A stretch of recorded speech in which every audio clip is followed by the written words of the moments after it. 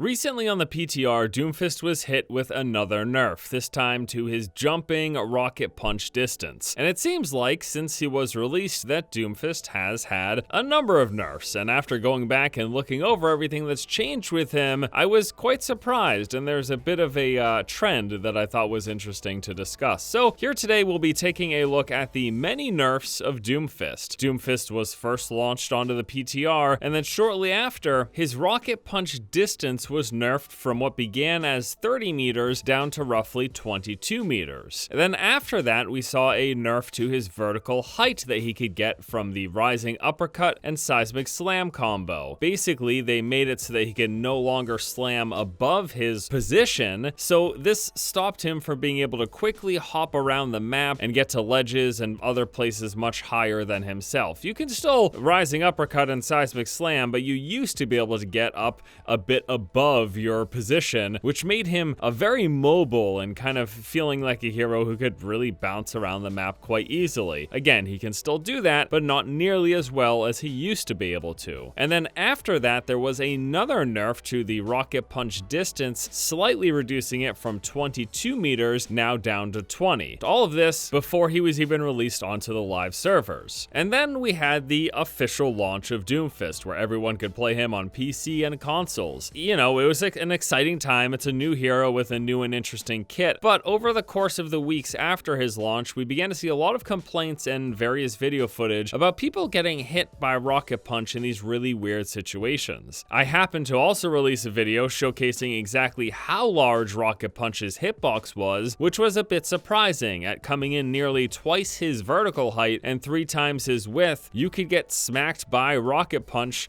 because of its huge hitbox, even if you weren't really actually physically hit by Doomfist. And shortly after that video came out, Blizzard nerfed the rocket punch's hitbox size substantially. And now currently on the PTR, just a couple of days ago, we saw a nerf to the jumping rocket punch distance. If you're on the ground and you rocket punch, you'll still go 20 meters, but if you jump and rocket punch, or if you're just in the air when you use rocket punch, you now only go about 15 meters. So just as a recap, first, the nerfs was the punch distance, then his vertical mobility, then the punch distance again, then the punch hitbox size, and finally, his jumping punch distance. All of this in the 2 months since he came out. And if you notice the trend, as I mentioned at the top of the video, it is to his rocket punch ability. Now keep that in mind as we roll the discussion forward. So, what's going on here? Well, you can look at kind of releasing of new heroes in a game like Overwatch or in, say, MOBAs, when you add new heroes with new abilities and kits and all of these things. In many cases, there's a design philosophy that it's better to overtune and release them and then scale back if they're a little too strong than to release a underperforming hero. And one of the reasons is because it's really not great to have the excitement of the release of a brand new hero immediately followed up by the disappointment in the general community of people thinking that they suck. I mean, we saw that with the launches of both Ana and Sombra. Those are heroes that people are excited for. They reveal their kit. People are like, oh, that sounds awesome. Yeah, we get to play them. And then immediately everyone's like, this hero sucks. Ana and Sombra for many weeks and in some cases months were considered bad heroes. Over time, it was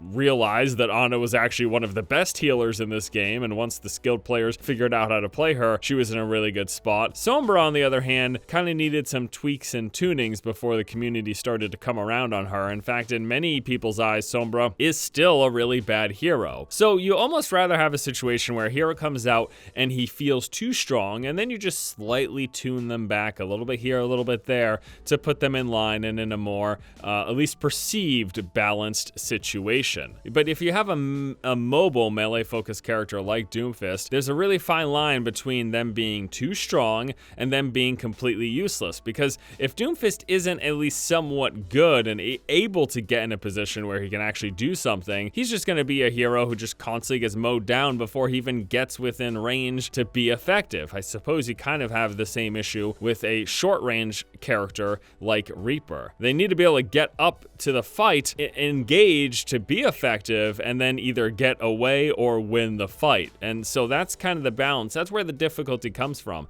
And that's why I'm not surprised that his ability that turns him into a projectile and allows him to potentially one-shot a lot of the characters in Overwatch, I'm not surprised that we've been seeing several tweaks and nerfs to that particular ability. And I wouldn't be surprised if more changes come forward to Doomfist. But of course, I'd love to know what you guys think about Doomfist in his current state, about all of the nerfs that he's had so far, and about anything I talked about here today. Thank you all so much for watching. Hope you guys enjoyed the video. Hope you have a good one. And until next time, I'll see you later.